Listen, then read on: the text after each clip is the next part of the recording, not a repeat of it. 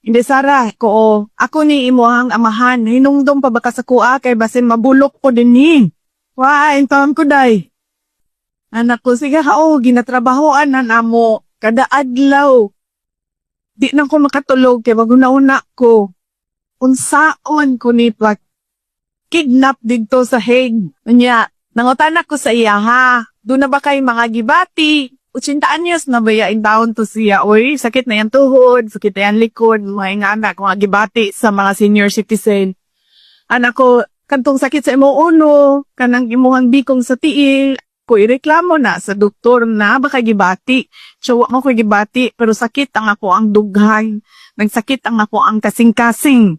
Nagsakit mong kasing-kasing, ingna ang doktor dingha, naay doktor dingha gabantay sa hospital.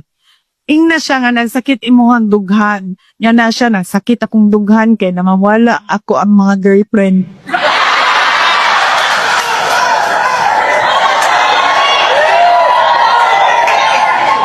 Ngun ko sa iya, ko ayaw kaguol. Ayaw kaguol.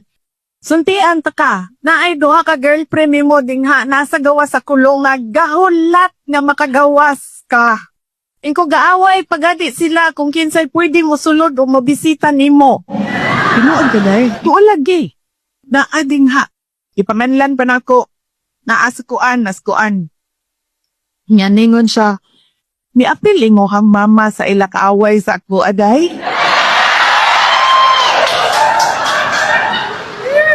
Ako ko saya. Ingon akong mama, tiguan na daw ka o chitaan niya sa daw ka. Di nga daw siya nimo.